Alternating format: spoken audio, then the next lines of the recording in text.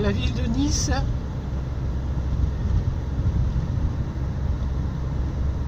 Bien sûr en Serbie. Et ah oui, il y a un aéroport en fait. C'est ça que j'ai vu, un avion qui était en approche. En fait, il y a un aéroport ici. Petit aéroport régional. C'est pas mal. Donc voilà, j'ai été arrêté par un péage. Alors je vais refaire la vidéo de tout à l'heure parce que je vais pas la poster pendant que j'étais dans les embouteillages. C'est plus sympa de filmer là maintenant. Donc c'est un tout petit aéroport en fait. Je ne sais pas s'il y a des avions de ligne qui atterrissent ici ou alors c'est un avion qui est en approche de Sofia. Donc voilà, en route pour Sofia. Alors la route va pas être très bonne là dans les kilomètres qui viennent. Donc certainement que je vais mettre du temps pour arriver jusqu'à Sofia. Et puis encore du temps, 4 heures pour ma Marchevo. Mais je vais les faire. Je vais les faire. Donc je pourrais pas poster cette vidéo sur le chemin parce que je vais quand même me presser. Sauf je vais peut-être m'arrêter pour manger. Mais j'aurai tout juste le temps de poster les vidéos. Donc si je dois en poster une, je posterai celle-là. Tout à l'heure, au moment de redémarrer, quand je me suis arrêté ce matin pour discuter sur Discord et prendre mon petit déjeuner, au moment de redémarrer, la voiture qui redémarre pas, j'ai eu peur. Je me suis dit, ça y est, voilà, ça y est, c'est la tuile.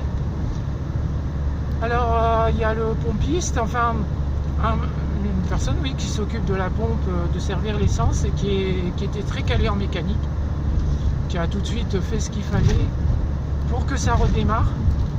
En fait, ça doit être une question de gestion de l'électronique par rapport au fait que la voiture est chauffée, donc ça met en mémoire un arrêt-stop. Ouais, c'est une bêtise comme ça, quoi.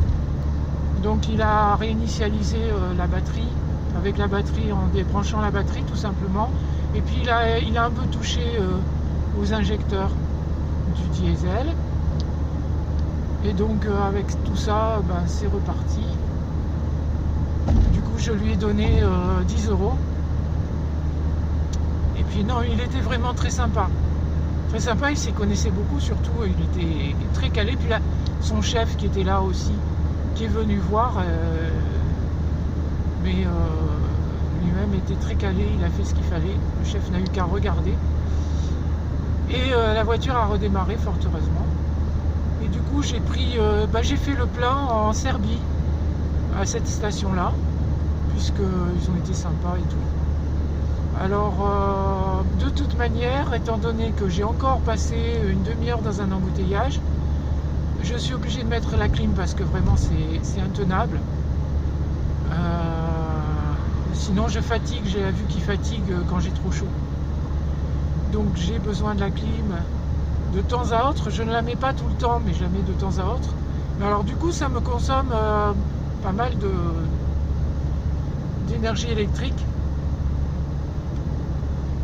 J'ai aussi un truc, c'est que maintenant le ventilateur se remet en marche beaucoup plus souvent. Alors peut-être qu'il y a un problème de contacteur pour le ventilateur qui se met pas en marche ou qui se met en marche quand il faut pas. Il y a peut-être un problème à ce niveau-là. Mais j'ai aussi une question que je me pose parce qu'avant de partir, j'ai fait la vidange. Et le gars qui m'a fait la vidange a renversé de l'huile. Ça, j'en suis sûr. Ça a senti tout de suite quand j'ai repris la voiture. Et je le vois aussi sur la voiture. Je vois qu'il y a de l'huile tout autour du bouchon. Donc il a dû renverser l'huile. Peut-être, alors les niveaux d'huile sont bons, le niveau d'eau est bon. Parce que normalement, lors de ma révision, là, ils m'ont vérifié tous les niveaux. Et le gars qui était là, le Serbe, m'a regardé tout ça. Il m'a dit, non, il n'y a pas de problème de ce côté-là. Pas de problème de cosse de batterie, pas de problème de... C'est juste les injecteurs apparemment. Et puis la gestion électronique. Quand on a eu une panne, là j'ai encore eu, ça a encore chauffé là pendant que j'attendais. Parce que comme par hasard, c'est juste après une côte. Alors je monte difficilement les côtes quand même. Je suis très chargé. Et ça, il faut y penser hein, quand on a une voiture un peu ancienne. Moi, elle a 12 ans, ma voiture. Quand on a une voiture un peu ancienne, il y a des tas de trucs comme ça qui peuvent poser problème. Au quotidien, ça pose pas trop de problèmes. Par exemple, le ventilateur qui se met souvent en marche. Des fois, on se dit, ben bon, il manquait peut-être un peu d'huile, peut-être un truc comme ça. Mais bon, ça peut être un problème plus inquiétant. Et le fait que le ventilateur ne se mette pas assez souvent en marche, notamment dans les embouteillages, ben ça pouvait me provoquer une surchauffe. Et la surchauffe pouvait me provoquer un arrêt-stop. Voilà, c'est ce que j'en ai compris. Et l'arrêt-stop est mis en mémoire dans la batterie, pas dans le calculateur, dans l'ordinateur de bord. Donc il faut réinitialiser. Alors il y a deux façons de réinitialiser. Ça peut être la batterie, mais aussi les incidents sont mis en mémoire même si on débranche la batterie. Donc peut-être aussi qu'il faudra que je fasse une réinitialisation du... Mais ça je sais comment on fait, j'ai le livret d'entretien de la voiture, c'est écrit dessus. Voilà, enfin il faut penser à tout et on a vite un problème et ça fiche la trouille hein, quand même. Hein. Je me suis dit tiens, justement je me gossais que tout soit terminé, que tout soit bien passé pour l'instant. Et le problème peut survenir à n'importe quel instant. Ça peut être un camion comme ça qui double, surtout il se décide des fois n'importe quand. Voilà. Ici à Nice, c'est pas trop difficile pour tourner parce que c'est écrit Sofia. Donc voilà, on sait qu'on change d'autoroute. C'est écrit Sofia, c'est tout simple. Les autoroutes sont belles. Et ensuite là, je vais me retrouver sur une autoroute qui est quand même moins bien. Ah, je vais devoir ralentir là. Alors toutes ces grosses voitures, alors c'est infernal parce que je suis parti au mauvais moment. Alors ça c'est quelque chose à dire à tout le monde aussi. Ne partez pas début août parce que c'est comme en France, sauf que c'est la migration des Turcs autrichiens et des Turcs allemands et d'autres pays qui retournent en Turquie.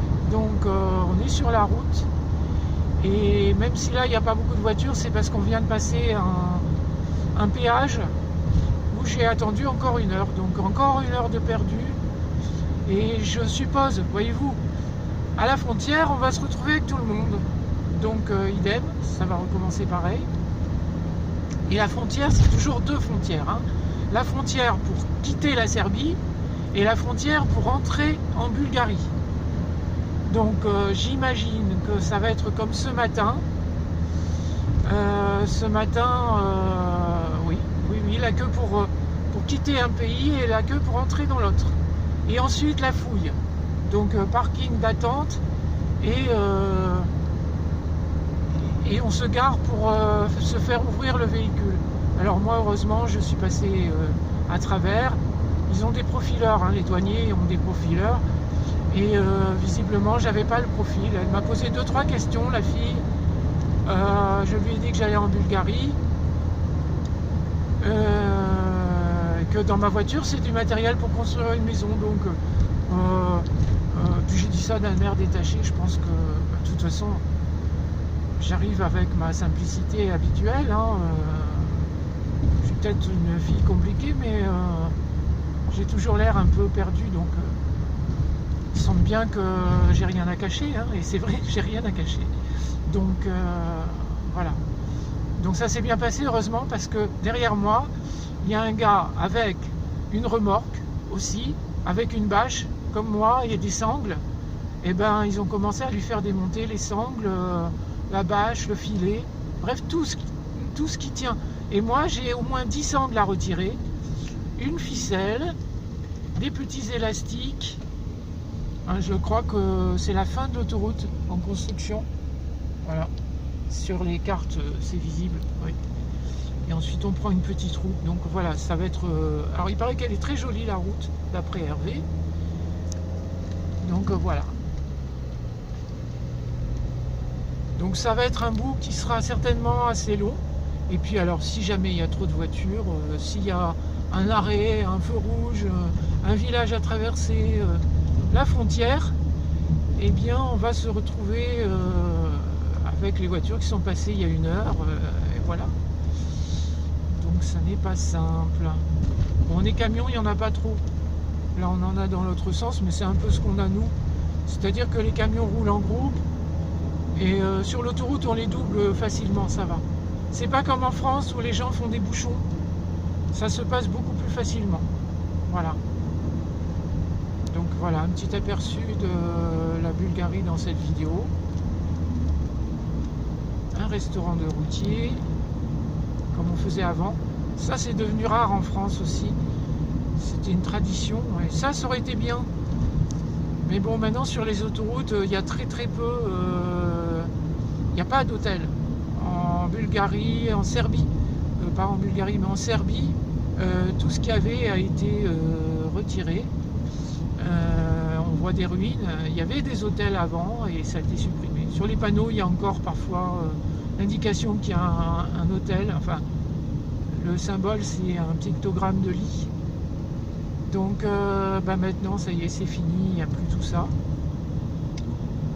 Alors, ce côté de la Bulgarie me plaît beaucoup, à moi. Ça a quelque chose qui ressemble un peu à la Bulgarie. On n'en voit plus des chandelles comme ça. C'est un côté qui ressemble à la Bulgarie parce que dans les villages, les gens ont agrandi leur maison et c'est pas terminé, donc ça a un côté un peu à l'abandon. C'est assez...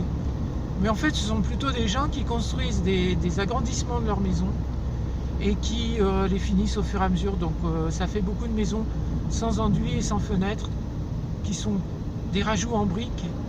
Donc c'est assez étonnant. Il y a une très jolie église dans un village aussi, façon église orthodoxe de Russie. C'était assez amusant. D'ailleurs, le village portait un nom à consonance russe. Donc vous voyez ici les maisons un peu dispersées, c'est collinaire, c'est même montagneux. Tout à l'heure, on était plutôt en plaine. On est passé de la plaine aux collines, et des collines, maintenant, on passe à quelque chose qui ressemble à la montagne. Il faut bien dire, pour arriver sur Nice, il y a une grande côte à monter, ensuite une très grande descente, et qui ne doit pas être marrante au retour. Mais au retour, je serai à vide, donc pas trop de soucis. Mais voilà, il y a quelques côtes comme ça,